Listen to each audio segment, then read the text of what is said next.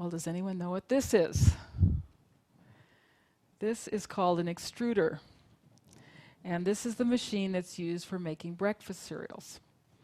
And this represents extreme cruelty to our grains. What they do is they make a paste. They soak the grains in a little water. They make a paste. They put it in this tank. And then with these side wings closed, they force the grains out this tiny hole at very high temperature and pressure. And depending on the shape of this hole, you get a cornflake or a Cheerio or shredded wheat or any of these types of breakfast cereals. Puffed oats and puffed wheat are also made this way. They will not puff by themselves. They have to be forced at very high temperatures and pressure. Now, Americans eat billions of boxes of cereal every year. This is a huge industry and a very powerful industry. And this industry has convinced the FDA that there's no difference between a grain of wheat, a normal grain of wheat, and a grain of wheat that's been extruded. And if you do a literature search, you will not find a single published paper on this subject, on either animals or humans, on the effects of extrusion, eating extruded grains, on their health. That's how powerful this industry is. It's kept everything out of the literature that might even give us an idea of what happens when we extrude these grains. I do know, however, of 2 unpublished studies on extruded grains. One was described in a book called Fighting the Food Giants by Paul Stitt. He worked for a cereal company, and he discovered this study in their files. They had looked at puffed wheat, and they had 4 groups of rats. The first group of rats got normal wheat and water. The second group of rats got water and vitamins. The third group of rats got water alone. And the fourth group of rats got all of the puffed wheat that they wanted to eat and water. The first group of rats lived over a year. No real health problems. The second group of rats lived for 6 weeks. There's a lesson right there. We can't live on vitamins alone. The third group of rats died at 4 weeks. The group of rats that got all the puffed wheat they wanted, they died at 2 weeks. So 2 weeks versus a year. Extruded wheat versus regular wheat.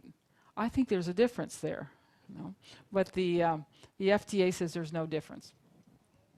The second study was done by a man named Laurent Zanier, who did not publish it, but he described it to me on the phone. He had 3 groups of rats. One group of rats was fed normal rat chow. The second group of rats was fed cornflakes, and the third group of rats was fed the box that the cornflakes came in. The group of rats on the rat chow lived about a year. The group of rats that was given the box lived longer than the group of rats given the cornflakes. The last cornflake rat died on the day the first box rat died. Now, the rats who got the box died of starvation. They lay down in their cages and became listless, and they just died.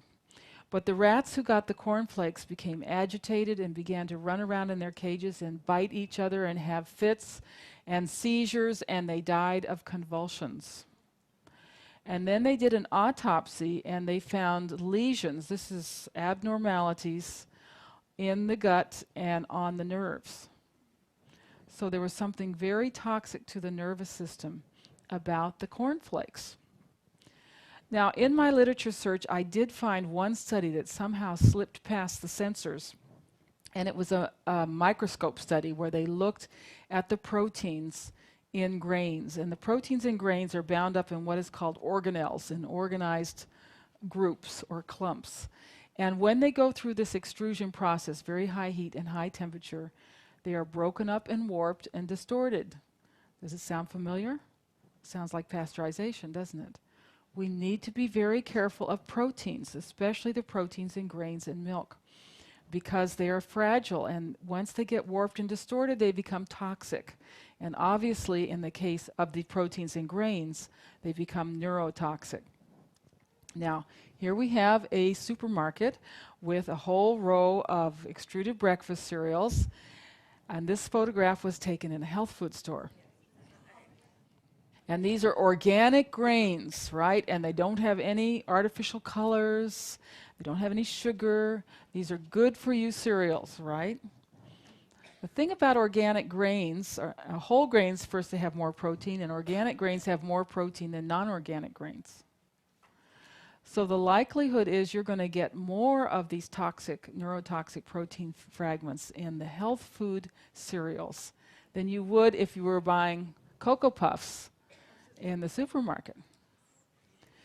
And we have a generation of children who starts out each morning eating these breakfast cereals. Do you think there's a connection between the fact that these kids can't sit still in school and have behavior problems and can't concentrate and can't learn, and these extruded breakfast cereals? I think that there's a connection.